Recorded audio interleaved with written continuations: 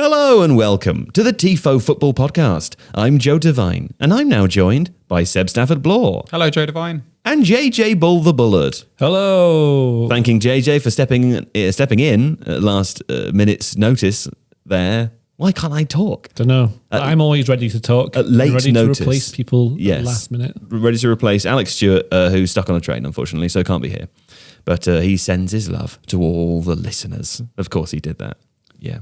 Anyway, lots to talk about today. All the big football happened at the weekend, all of the football.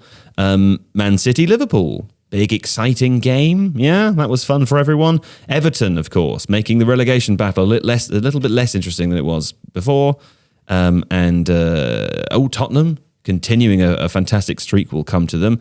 Arsenal falling apart a little bit, perhaps 2 games in a row, or is this 1 game? Have I gone insane? I can't remember. 2 games in a row. 2 games in a row. And Norwich, probably a little bit too late, winning a game against Burnley and also helping to make the relegation battle potentially, and we'll come to discuss this, a little bit less interesting than it was before both of those games happened. I don't know. I'd say more. You say more? Or the same. Well, I suppose the level of interest is all subjective, isn't it? And guess what else is not subjective? It's The Athletic. Not subjective for the most part, because it's full of facts. I mean, sometimes there's opinion stuff, in which case... Can be subjective. It can be subjective. But I would say the majority of the stuff, at least I read on there, is objective. Mm-hmm. Objectively good. Wouldn't you agree, JJ? Yes. Yes. Did you read anything over the weekend, Seb? No. I read Nick Miller's nice piece on Friday, sort of, being not the only person in the world, but one of the only people in the world to ask the question, not will Manchester United appoint Ten Hag, but should Ten Hag want to do that? That's very interesting. I liked that. Always a nice take from Nick Miller, the Millman. And you can check that out by visiting theathletic.com/Tifo, theathletic.com/Tifo, where you'll find a 30-day free trial to read the Millman and others. Absolutely free for 30 days. He kind of preferred Ghostface Miller. Ghostface Miller? Yeah. Well, Miller the Killer, The good thing about influence is that if you just keep saying something long enough, it will become true. Yep. Yeah? Anyway, that's the Millman. Fine. I will leave you now in the warm hands and the cool embrace of all of the big football that did happen over the weekend. Yes. Now, before we get started, I have to address an error that I made in last week's podcast. I'm always meaning to do this, by the way, because I make mistakes almost every week. And I generally forget I make another mistake. I very confidently said last week on the show that Chelsea earned 103 points in a Premier League season, one season. And that was not true. That is not true. What they did do was score 103 goals, and I think they were the first team to break the 100-goal barrier milestone, but they did not get that many points. I'm as bad as you here, though, because, I'm complicit. I knew that wasn't right, but I went along with it anyway. Well, I said it with such confidence, as one commenter pointed out. He was so confident. Very confident. Had so much conviction in what he was saying that I just thought, he must be right. Or there's no point in challenging him because this is when ego meets idiocy. That's what happens. Yeah. You get very confident people who state things that are totally inaccurate. So I will say, disclaimer for Tifo listeners, you should all know this by now, I would think, if you've been around for a while. Yeah. When I say something, just have a little think about it. Maybe it's not true. When they say something, Seb or JJ or Alex or other guests that we have on, invariably it's almost always true, and that's because they're absolute professionals. But when I say something, there's a good chance that it's not real. But don't think about it too much. Well, think about it a little bit. But some of the things that you say, if you dwell upon them, that doesn't lead you to anywhere good. Sure. Not too much, a bit. Well, anyway, I'll try to remember in future episodes to do retractions for things that either I or other people have said wrong. Someone did ask me in the comments, by the way, was that a sausage? And if listeners from a couple of weeks ago didn't miss maybe you weren't here for this one, JJ. Listeners may also not know a sausage is a game that I used to play with friends where I would deliberately state something incorrect, trying to goad them into correcting me. And if they did correct me, I'd point at them and say sausage, and they'd be very upset. You're not allowed to cheat, obviously, if you are actually wrong. It's a troll game. It's a troll game, yeah. I like Someone asked me, is that a sausage? Sadly, it wasn't. It would have been a great sausage because I would love to be pointing at the camera and sausaging all of you this morning, but I'm not doing that. Should I reference the excellent shirt that I'm wearing that we were sent very kindly? Please do, and describe it for the listeners. I know that the viewers will be able to see it. Of course. So if you're listening to this and can't see it, I'm wearing a a Hawaiian shirt that looks like a sort of SpongeBob SquarePants thing, but with loads of heads of Joelinton, the Newcastle ball winning midfielder. It's a delightful shirt. Yeah, the Pod on the Tyne podcast. Which is the Athletics Newcastle podcast, by the Yes. way. If listeners don't know, I actually think it's one of the best ones in the network. I really enjoy listening to Chris and George. Well, they very kindly sent us this shirt, and I've decided to wear it. So thanks very much, guys, for this. Thanks to Pod on the Tyne. You should have seen his little face the first time he put it on. Sure. He's got a little bit happier. Yeah. Came out of the packet. It when suits went. you. You know, it's a very bright and colourful shirt. And I feel like you're the only person here that should be wearing it. It's kind of the shirt version of his personality. Well, there we go. Thanks to Pod on the Tyne for that lovely shirt. And JJ will be sporting it for 30 days straight in support of Joelinton. Yeah. And of course, Newcastle, who I don't think are on the... Joelinton, is what you said. Joelinton. You said Joelinton. Joelinton? No, I didn't. I think your Listen ears back, aren't listeners, working and you'll this hear him morning. say Joelinton. Don't make me retract it next week. I'm pretty sure I was right. Anyway, I don't think Newcastle are on the plate to talk about today, but why would they be? They are very comfortably, not so comfortably, but fairly comfortably mid-table now. Also, not the greatest game against Wolves. They won, and I think they are definitely now safe. But Can I say, when any team wins or loses or draws against Wolves, it's never really the greatest game. that feels like a good example of something that you say with enough conviction for it not to be challenged. Yeah. Just put it out there. In which case, let's move on. Starting with the biggest news of the weekend, not the biggest news, the biggest game. Man City 2 to Liverpool. And now I watched this game, as did both of you, and I had a distinct feeling that whilst it was a big game, and what I've come to expect from big games in the Premier League over the last 10 years is that they tend to under-deliver on the promise or the marketing. This one was very exciting. Plenty of goals, plenty of drama, and plenty of fun. Who wants to talk about it first? Oh, I loved it. I love this game. Really exciting. Is that all the things you just said? It was really fun to watch, which is good. Didn't let it down. But that's because you got two managers who, I think they took on this game as though the more you attack, the more likely you are to win. So you're defending by attacking, that old thing. But rather than having, if you think of back in the day, maybe Man United, Arsenal, they both were quite cagey with each other. When Jose Mourinho was involved, definitely cagey. So Chelsea, Liverpool games. You think it'd be one mistake that breaks it down. But the same way in this game, it's definitely one mistake that'll change the entire game. But I think either side could have won 4 or 5-0. Yeah. It's kind of thing that, so it just takes one mistake and then you're not paying attention and another mistake and the score. And the way that City, so that the way they conceded the first goal to Liverpool was when they kind of dropped off a little bit, the intensity. Maybe Liverpool was just naturally more into it or something like that afterwards. But the more they pushed, the harder it was for Liverpool to get into it. And then you saw, like, they started off so well, didn't start quite as well in the second half, which is when Liverpool scored. It's just those tiny, small moments of games when Liverpool get back into it. They're both so good. I mean, I suppose the thing is it shows the calibre of both teams, doesn't it? Because there aren't, including the rest of the teams in the Big Six, Seb, there aren't other teams in the Premier League that will face Liverpool or Manchester City in quite the way that they faced each other, right? It was just fun.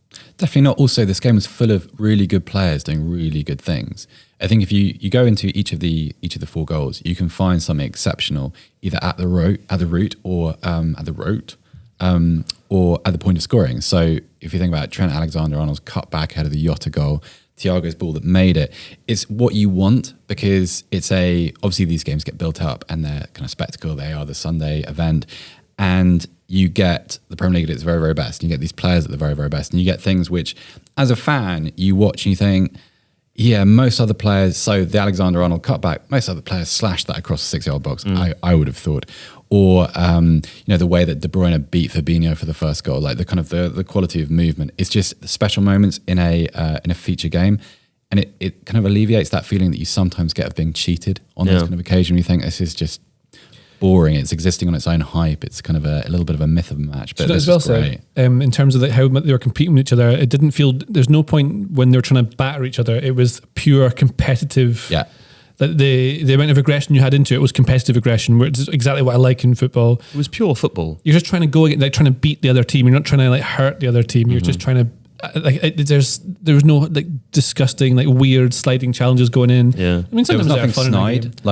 Can I say on that note, I understand fan culture and it's nice and fun to razz other teams and other team supporters, but I did see a lot of tweets over the weekend referencing how nice a derby it was in sort of air quotes, and how it's not basically patronising it. It's not the big derby. It's not an historical rivalry. It's not two teams that have hated each other for 100 years, and therefore it lacks something. I mean, and lots of these tweets accompanied by pictures of players smiling at each other, shaking hands, enjoying the day. And I'm reading these tweets thinking, what's wrong with this? Surely this is, I mean, it's subjective potentially, but I think that's better. I don't understand how you could use that. These footballers don't hate each other. They enjoyed playing a fantastic game of extremely high quality football. And at times, I think, one point we maybe should make is that at times, the way that we're selling the game is as if it was perfect from both teams the whole way through the game. It certainly wasn't, and that's kind of what made it exciting, right? The football was fantastic. It was played at an elite level, but you've referenced this already, JJ. Many of the mistakes did lead to goals. There were mistakes made by both teams, and it just made the game more exciting. On tiny, fine margins as well. So especially, it looks like Trent Alexander-Arnold's caught out a couple of times, maybe positioning or stepping up, but it's tiny, like inches of timing with the runs. That I know inch is not a measurement of time, but sure. When players get in behind, so you look at thinking about maybe as if you're a snail. Thinking of maybe doing a tactical breakdown of this video, which I don't think we're doing now. Sure. But if we can just do it out loud on a podcast instead rather than using the board. Things I saw from both teams really highline and really very aggressively highline from Liverpool, which City knew they would do. And they were City, rather than playing with like a front five, which they'd normally have, were playing mostly with a front four, but then Walker would be the extra man running from deep. So he was not only a defender using his pace to cover, he was also overlapping constantly to be the extra forward, which is pretty cool. And normally, very energetic. He's amazing, Kyle Walker. Think of the player he's turned into under Guardiola. It's amazing. In his 30s, right?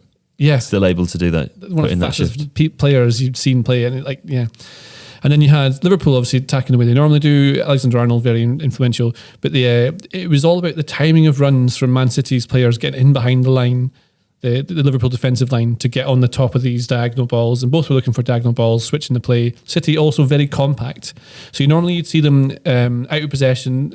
I think the spacing was much reduced for this game. So between players, they were very much matching what Liverpool were doing. So there was a lot of space left on the wide areas for those runs from players like Walker and stuff like that, which is a small tweak. And it's not like a huge tactical like masterclass. These are just things they will have worked on in training where they've gone, I think this is where we can get in at goal by timing this run in behind. And they almost won it, Mahrez. And this is the thing so I love Mahrez. I think he's a great player, but maybe not fair, but Lionel Messi scores that. Yeah, 100%. Players like that, that's the ones who win the derby. Such a weird finish to go for in that situation. You get it though, because Alisson's so far off his line, you see it, and then he's got to adjust, and he's put too much weight on it, and maybe this scene gets to him. It was kind of perfect moment to finish the game, because I remember thinking after the second Man City goal, like reflecting on how fine the margins are, because if you break that goal down to its constituent parts, you've got the cross by Cancelo, which is absolutely perfect. You got the finish from Jesus, which is I think kind of underrated. I think it's a really difficult ball to control. Yeah. And then you've got the defensive line, which is a microsecond too slow to react. Alisson ditto. And so joined up, you've got all these moments which are kind of interdependent of each other. But if you make the slightest mistake, you get punished by that level of quality. It hardly seems fair. And that's I think that's part of this game where it's so unfair to kind of fixate on.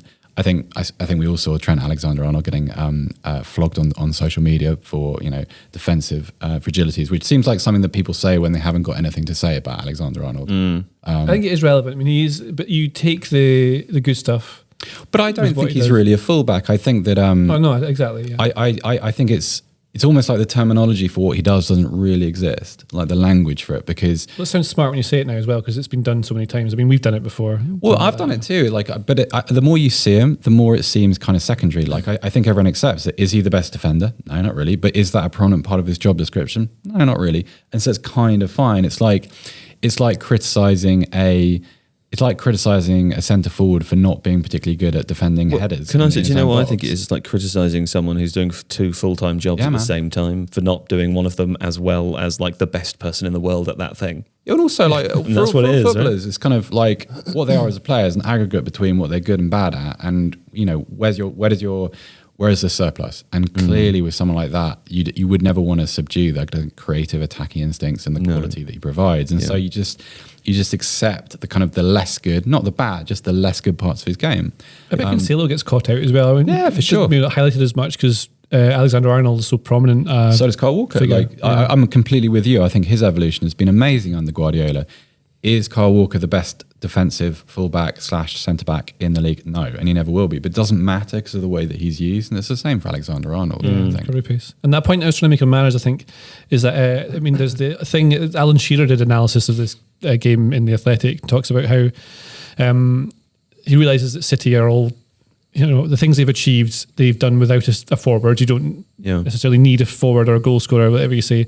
But if they had someone like Holland or Lewandowski, something like that, he guarantees you more goals. And then that's the difference with Mahrez is an exceptional player, but not in the top tier of the entire world because which is hardly a criticism, by the way, because what you're saying is he's not one of the best 5 players in the world. This is exactly what I mean. And this is the thing, and it's not to do with technique because he can score that in training. He'll do that, 100 times out of 100. What is it to do with? It's mentality. Yeah. So it's knowing exactly where you are, exactly when, and that's the thing that makes Messi such an absolute freak of nature is that he's then able to do these sorts of things where players like Lewandowski now is just one of these exceptional players who would finish that. Yeah. Maybe Salah would have finished it. I feel like it's decision making too. Like I think you're right. If you go back through like Messi's goals, yes, Ronaldo's goals, Lewandowski's, it's amazing how often they choose the perfect finish for the occasion. Not just like executing it and converting the chance technically, but actually making the right decision before doing that. It's kind of I don't think we can really relate to that because it's such a.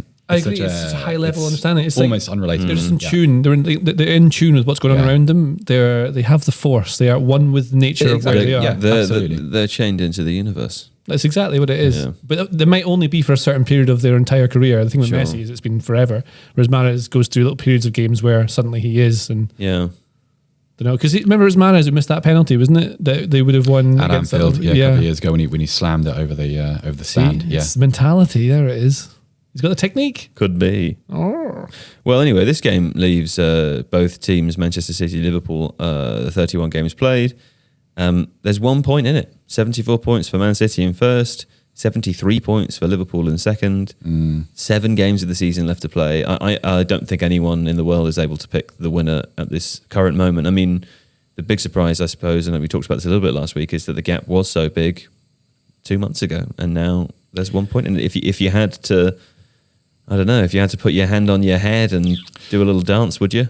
I wonder whether, well, yes, obviously, but I wonder whether this is going to be one of those seasons which comes down to Champions League involvement. Yeah. Because at the moment you'd say, I think both of these sides are going to win the remainder of I think they'll be in the Champions League final But then that's the thing, isn't it? It's like who balances and who... Couldn't it be? Like, wouldn't it be amazing if they both made it to the Champions League final, if they took the Premier League to the final day?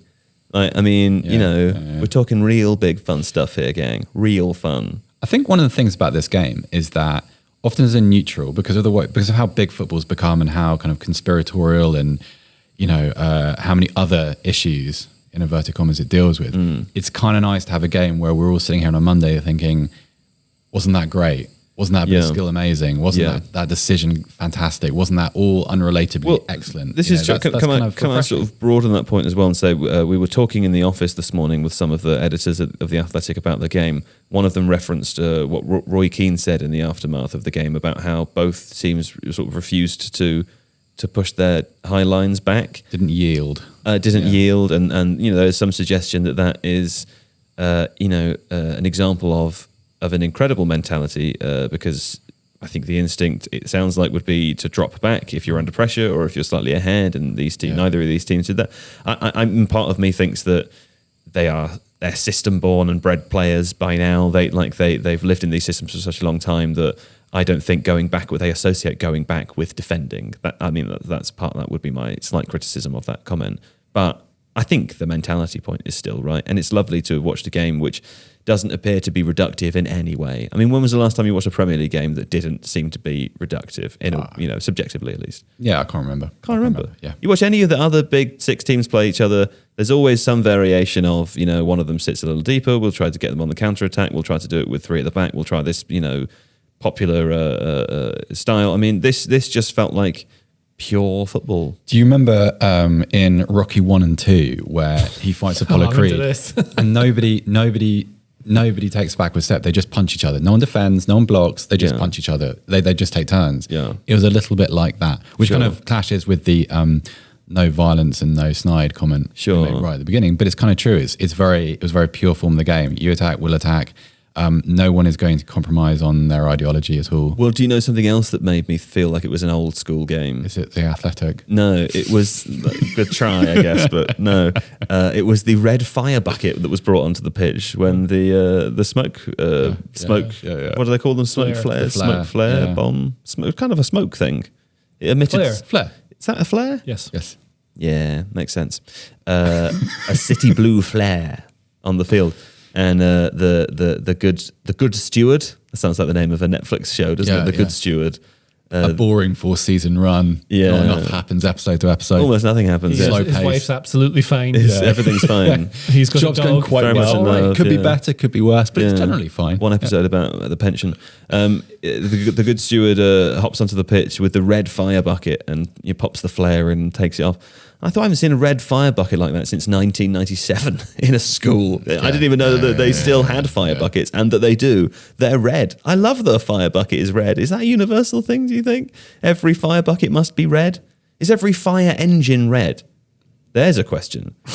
You know how they change colours for different things in different countries? I know in America they're red. They're red here. Are they red in all the other countries? Would you remember know. about 20 years ago there was that firefighter strike and they had to use different fire engines and they were green. Do you remember that? No. Yeah, look that up. They were called green goddesses. There was a strike over something, I forget what. Probably really poor paying conditions. Probably really poor paying conditions. I think that's probably generally like historically the poor classic paying strike. conditions from austerity and all the horrible cuts they made. But yeah, go on.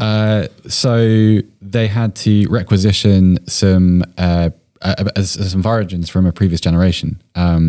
The green goddesses, and you can find photos of them. Were they cool? JJ, are you looking up whether all fire engines are red? Yeah, I am. Because ambulances in America are red, as far as I'm aware. Oh, really? I think, or maybe they're not. Well, there's a theory. So the first thing that's come up is technology.org, and it's very maybe this, probably this.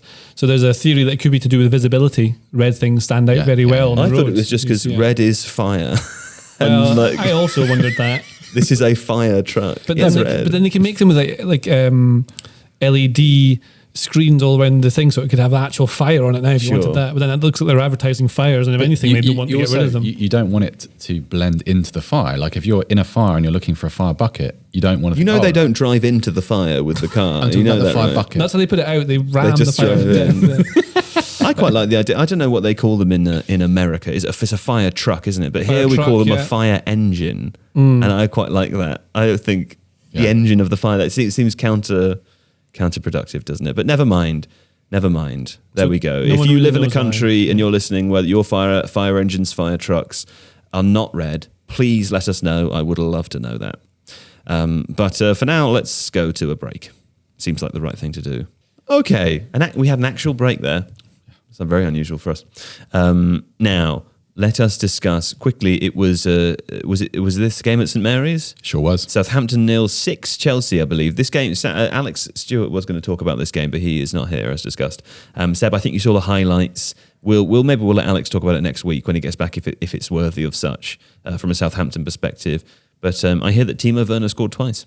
He did, and he hit both posts and the crossbar. Okay. As well. So it's the Timo Werner, not double hat trick, but we need to come up with a phrase. The Wernerism. The Wernerism. He Wernered it. He Wernered it. Yeah, he gave it a proper Wernering. He Werned it. Yeah. Well, he did Wern it. Yeah. He scored 2 goals. Congratulations. Almost I'm happy for the him. match ball. Almost. Not quite. He did play very, very well, though. Although Southampton looked, what's the polite word?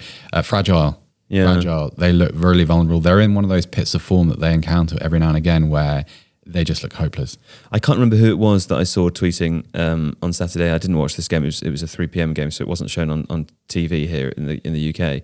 But I saw someone tweeting at about 35 minutes when Chelsea were already 4-0 up saying, this feels familiar. And I wondered, oh yeah, this is the team, of course, that has lost 9-0 twice. There were a couple of really nice Mason Mount goals in here, which is Mason Mount occupies a really odd place in British football because he's acquired this weird teacher's pet reputation because of the Lampard thing. Also, he was sort of forced into a kind of binary relationship with Jack Grealish with England because if he played, it generally meant that Grealish wouldn't, and Grealish was, as JJ knows, new Pele. Remember remember that from last The summer. correct, yeah. That was fun. He's too nice to be good. That's how he's seen. But he's an awfully good player. Yeah. And there was his touch for, I think it's the Marcus Alonso goal, is just, it's kind of a nice little reminder. That is a very, very, very good footballer who does a lot of things really well. He's not flash. No, and I think that's kind of part of his problem. Do you think this was a reaction against Chelsea's poor performance in the Champions League midweek last It year? looked a lot like a group of players who had spent the last couple of days being shouted at and being told that they hadn't been good enough. Fired up.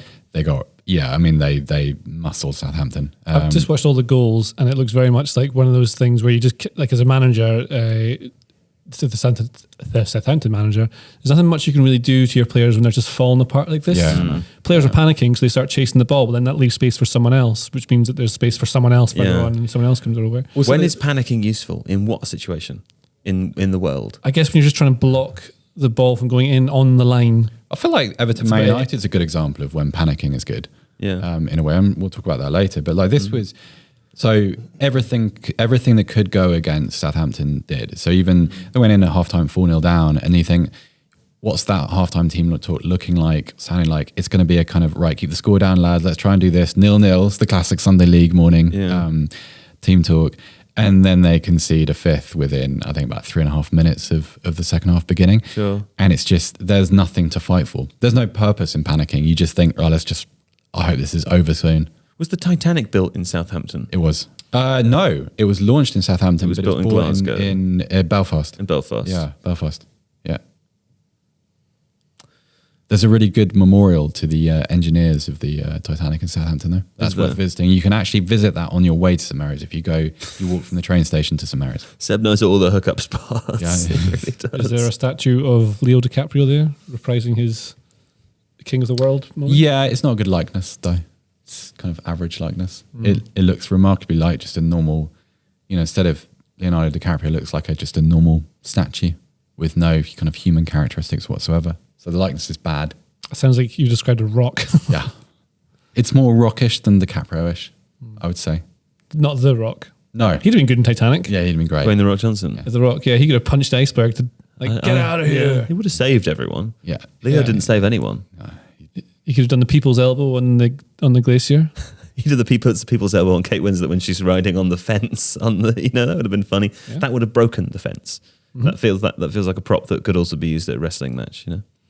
But let's not reduce Dwayne The Rock Johnson to only his wrestling moves. A fine actor with a wonderful range. A fine comic actor. Yes. Let's say. Him, yeah. I have a theory about actors like The Rock.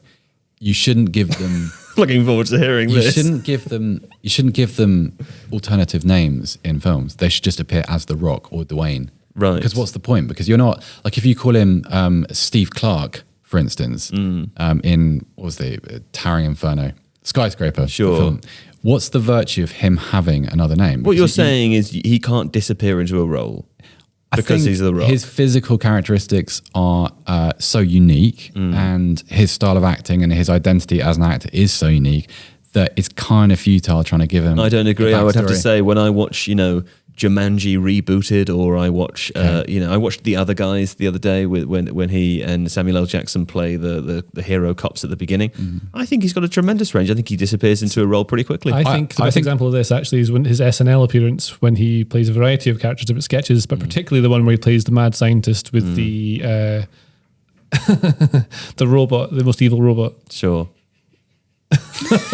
Producer Don I is don't know. I laughing. haven't mentioned what the robot does because it's a sketch. It's on SNL, but I feel like I just shouldn't mention it. I think Seb stereotyped The Rock. Yeah. I'm a big admirer of The Rock. The Rock is great. It's just that I don't. Everton 1-0 Manchester United. This was an interesting game, wasn't it? Quite a boring game, to be honest. Lots of interesting things to come from it. But actually, I watched this and it was a bore. I didn't really enjoy it at United any are moment. terrible. They seem bad at the Relegate moment. them. Yeah. On the other side, let's talk about Everton first, because they seemed up for it, JJ. Yeah, I mean, one of the benefits they had of this game to other ones where they've lost is that they've had a few players back. So Alan's been out with suspension. That's a big miss in midfield. Fabian Delph came in, played as a 6, and was very, very good. I mean, he learned how to do that under Pep Guardiola. So I don't think for 1 minute this is Lampard come up with some sort of genius. It's just that he's learned all that. Well, as evidenced it was largely also left alone because no one was trying to do anything to him. Right. But also what you're saying is evidenced by the fact that Everton's players ran 10 kilometres more than United, and they, according to what we have written here, they recorded 44 more sprints than United did, which is the most they've outsprinted any opponent in any game this season, which is an we're up for it game, isn't it? Is that what that tells us, that the players are revved up? I mean, I think they probably have a certain level of extra motivation. Again, I mean, I don't want to be super critical of Lampard or whatever, but I don't know how he's trying to get these players revved up for games. That's what you're going to try and do. But I don't think a few words of encouragement, like, come on, lads, the team talk for these games is done the day before. They do a meeting where they sit around and they talk about what they're going to do in the game.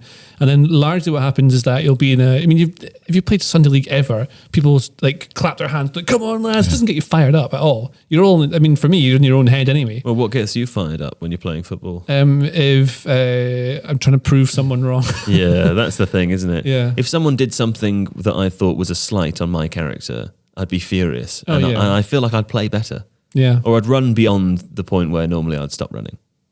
Yeah, I think I have to try and prove. I mean, that's for most of my life, actually. If someone tells me I can't do something, I want to then show them that I can. Here I am today. Let's get Mr. Bull on the phone. Yeah. Other things that Joe spoke to my dad the other day on the phone. I was speaking to him for some advice and things. And Joe just took the phone from me and said, "Hello, Mr. Bull." He's a very pleasant man.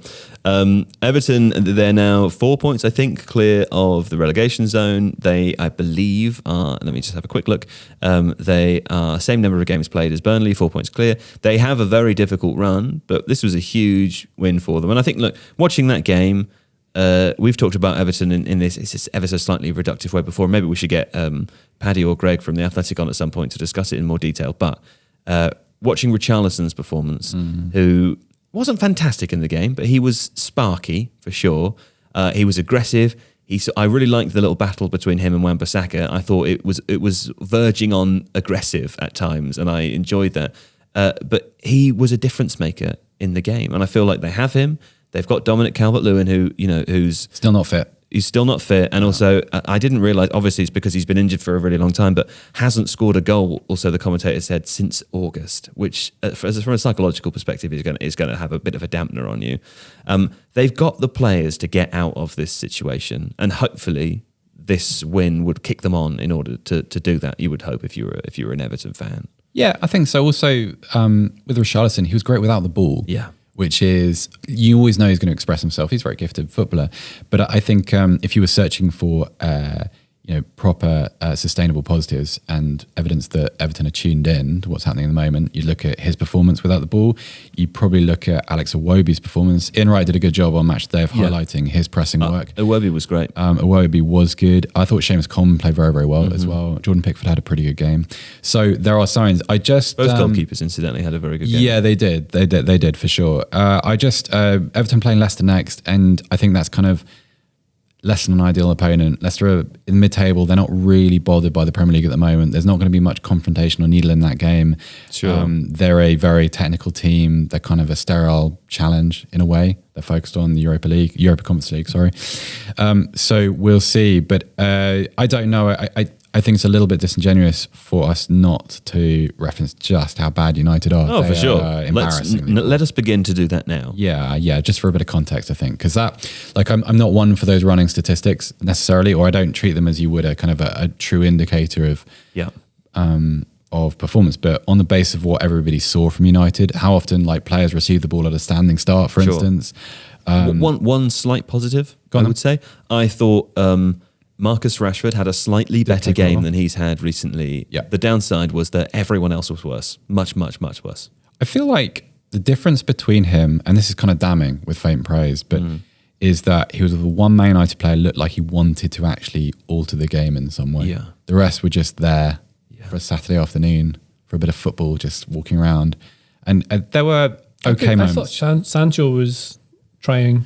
I thought he was trying. I feel like Jadon Sancho is so far inside his own head at the moment in terms of his It reputation. doesn't make sense to me him being there even. Yeah. He does not look happy, or he just looks like a bundle of frustration. Also, what made Sancho good at Dortmund was activity around him, pace in the play, smart decisions being made ahead. Because Sancho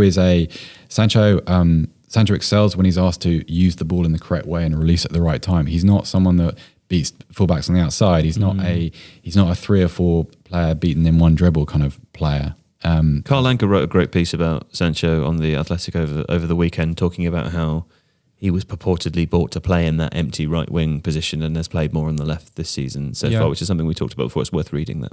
Well, it's a good article but the thing about Sancho to me is I don't think it really matters on which side of the pitch he plays. It matters what happens around him, because you got to think of him like a component. He's not a Messi or a Ronaldo or a Gareth Bale. He's not that player at all. He is someone that you put into your team to make other players better. And you look at, for instance, the relationship he developed with Erling Haaland at Dortmund, but also Marco Reus. And you look at how they excel as a result of what he does, not necessarily him as the exclamation point on the end of moves. Although he scores goals and assists, of course he does. But he feels very misunderstood. And I'm not saying Jayden feels very misunderstood. The perception is of a misunderstood player, and that has to be fixed because he's enormously valuable. He's an excellent footballer. It's just that it's not working. Well, even when I was texting you about this thing, I was noticed is that because Wan-Bissaka underlaps quite a lot. It's something that Maram noticed in one of our videos actually. Wan-Bissaka underlaps a lot, which means he kind of has to stay wide to keep the width there. But then he'd often then be 1v1 with a fullback or 2v1, and he just never watched to take him on. But in that role, that's exactly what he has to do. So he's better than playing as an inside forward where he's running inside, where he's probably best because he's right-footed mostly off of the left. I thought Rashford was all right. I don't think he was. I don't think he had a particularly good game and wasn't really. It just doesn't drop for him. And when you have that maybe a lack of confidence, which he might have, I think that stuff just kind of happens. It's that weird part of he's not in tune with nature. That's very much what Rashford is, not just now. Yeah. And so things aren't dropping for him. I thought Ronaldo was trying to get involved by dropping out to the left quite a lot to get on the ball. Well, mentioning Ronaldo, we should also reference, of course, that the police have launched an investigation into the incident with the phone. What a weird episode. Did you see this? Yeah. Where he, apparently seemed to just slap a phone out of a young Everton fan's hand. And I think the hand is injured. The mother of the Everton fan made a police complaint or something. I'm not sure, but it's a very strange. Yeah, he has since apologised for it on social media. You know what it feels Great like? stuff. When He looked very frustrated all game. When you watch these Man United players at the moment, it seems like within that team, it's kind of good enough not to be the worst player. That's the objective, isn't it? Like as long as I don't stand out for doing something truly you can awful, hide in the crowd for sure. I can hide in the crowd. I can hide my It's bad like when form the can hide whole in plain class sight. at school is bad. Yeah, you sort of no one really gets punished that much because you know what as long as you're not the worst. They can't fit all 30 children in the chokey. You remember the chokey, the cupboard from Matilda? Oh, I see. Yeah. Is that what it's called? The chokey? Don't know. I think so. Do you remember the Matilda? I think it's called the chokey. I mean, the other thing with them is that the captain of the club is kind of subject to lots of ridicule all of the time.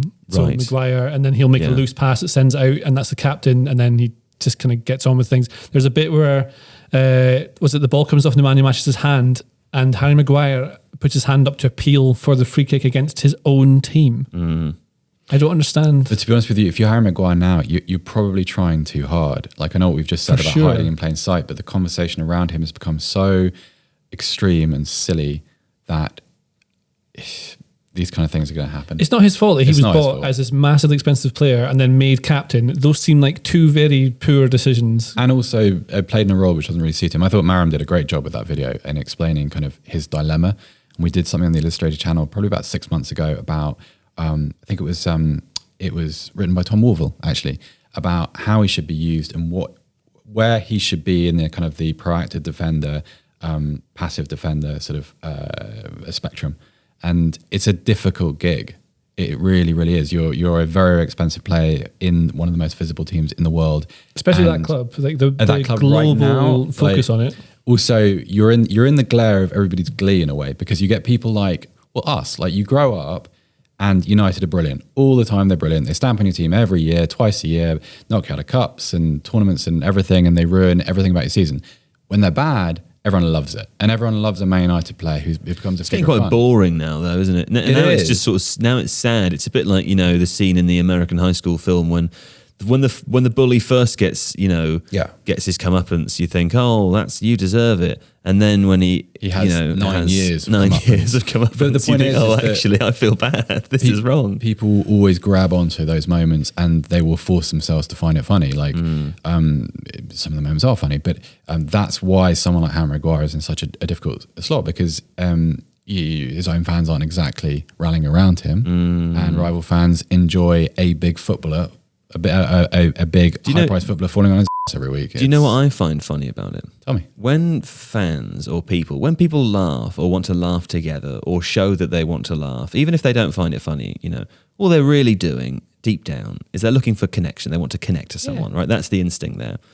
Harry Maguire is a human being. He probably wants to connect to people as well. Imagine if you could just connect with Harry Maguire in a nice way without all the need for the laughing. Everyone's problem would be solved with kindness.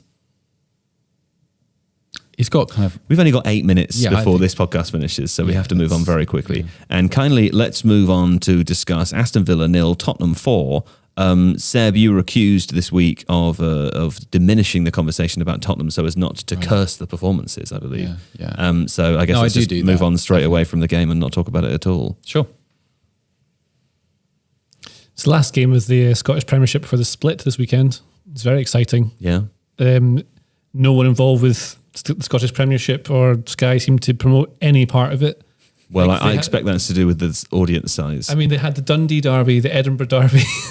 Did they? They had all the derbies. Teams like Aberdeen didn't make the split, the top six. Oh, did they not? No, it was like a huge weekend. Aberdeen are not in the top six? They're not in the top six. That is dreadful. That is bad. Really poor. That is very, very bad.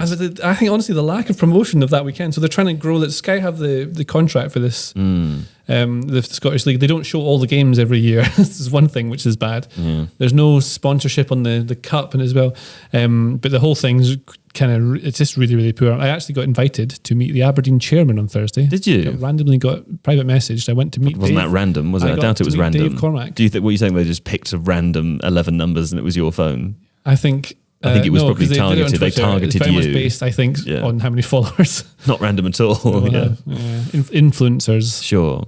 Of which I definitely am not. One of the Aberdeen influencers. Yeah. No one in Aberdeen. Who's the biggest Aberdeen influencer? Who's the most famous person from Aberdeen? Yeah, that's the better question, actually. Yeah. There's some very famous scientists that come out of there.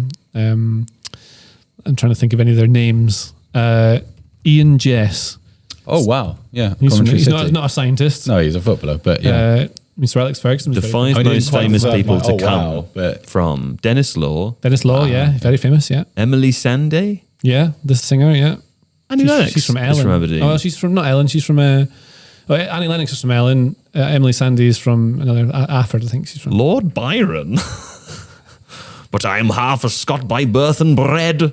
He'd have come from one of those massive estates, wouldn't he? Paul Lawrie, who I don't know. He won the Masters. A golfer. He won the UK. Paul Lawrie won the Open when Jean van der Velde hit his ball into the lake into the little river and got into the river to try and play it in his socks. Well, speaking of golf, I watched some of the Masters golf yesterday, and guess who I saw on the coverage of the Masters golf? Who? It was Harry Kane, who'd flown all the way over to wherever the Masters golf was taking place in the deep south of America. Augusta. In Georgia. And was wearing a lovely pair of shorts and was just having a fantastic time talking about how much he liked to be there. Loves his golf. Yeah. All the best to him. I can't believe they didn't finish in the top 6. I know. Second and third every year for the last. That's atrocious. Right, people are going to actually get angry if we don't talk about Tottenham for 1 minute, please. And I promise, listen to listeners, I know we didn't talk about your team. I'm so sorry. We do try to do it over the course of the season, spread it out. Tottenham are scoring lots of goals at the moment and not conceding many. Very exciting. With this recently, very slack. I want to talk about some of the direct football because obviously the 4th goal Tottenham scored at Villa Park speaks for itself. The direct football, I heard it branded as a kind of, some pundits called it kind of lucky hoof.